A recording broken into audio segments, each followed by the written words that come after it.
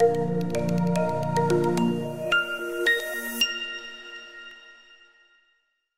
ketemu lagi dengan kita berdua untuk membahas penglihatan pada anak-anak. Masih bersama saya Diki. Dan saya Abe, kami berdua adalah optometris dari Optik Melawai. Nah Pak Abe, belakangan ini tuh banyak keluhan yang datang dari guru dan juga orang tua yang mengeluhkan bahwa anak-anaknya itu memiliki kesulitan saat belajar di sekolah ataupun di rumah karena mereka merasa burem penglihatan anaknya untuk melihat jarak jauh. Hal ini biasa kita sebut dengan istilah miopia atau rabun jauh ya Pak Abe ya? Nah, ini bahaya banget Pak Diki. Miopia atau mata minus ini kalau nggak dibenerin atau nggak ditangani lebih lanjut akan mengganggu proses belajar mengajar, mengganggu prestasi belajar anak. Nah, kira-kira Pak Diki ada nggak sih penanganan umum untuk menangani anak-anak yang mengalami miopia ini, Pak Diki? Tentu ada dong Pak Abe. Jadi teman-teman biasanya kalau orang yang menderita miopia atau rabun jauh itu kan menggunakan kacamata. Tapi sebenarnya tidak hanya sebatas kacamata aja nih Pak Abe. Kita juga bisa memilih salah satu dari beberapa alternatif seperti lensa kontak, ortoke, ataupun dengan lensa terapi yaitu lensa Rodenstock Micron salah satunya ya. Kita bahas satu persatu. Kalau memang seorang anak memilih kacamata sebagai alat bantu koreksinya, sebaiknya adalah menggunakan kacamata yang dibikin di optik dengan menyesuaikan resep dari dokter ataupun resep dari optometris.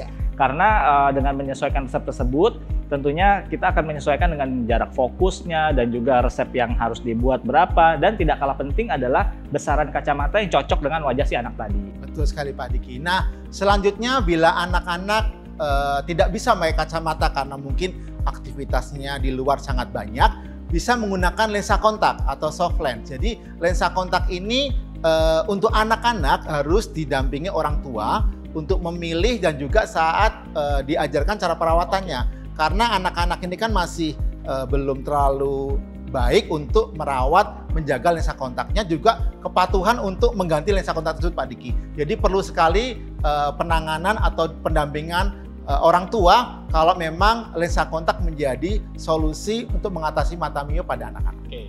Yang berikutnya nih Pak Abe, ini adalah yang lagi gencar-gencarnya.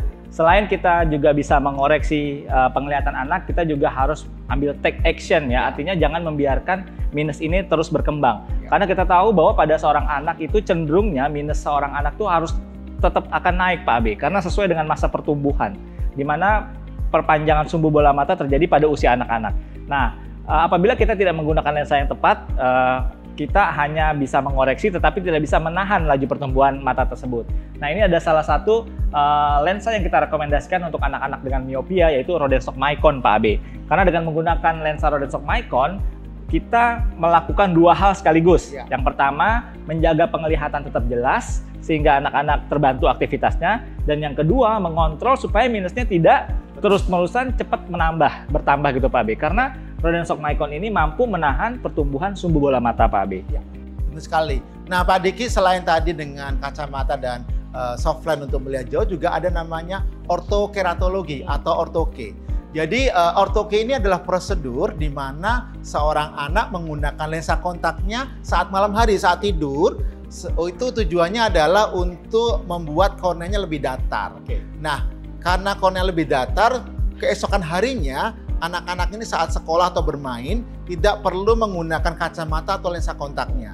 Tetapi prosedur ini harus dipantau atau juga dikontrol dengan ketat oleh optometris atau dokter mata yang memang merekomendasikan ortoke ini, Pak. Memang di satu sisi pilihan ortoke ini lebih memberikan kebebasan ya dalam beraktivitas, karena di siang hari nggak perlu kacamata ataupun nggak perlu lensa kontak gitu Pak Abe.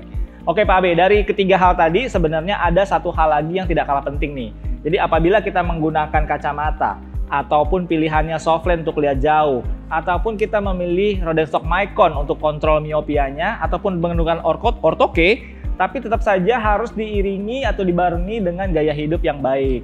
Nah, contohnya adalah penggunaan gadget atau bagaimana seorang anak menggunakan penglihatannya. Kadang kita tahu nih Pak Abe bahwa di zaman sekarang penggunaan gadget itu marak digunakan, baik di sekolah maupun di rumah. Sehingga banyak sekali waktu yang dihabiskan seorang anak untuk melihat dengan jarak yang dekat melalui gadget Pak Abe.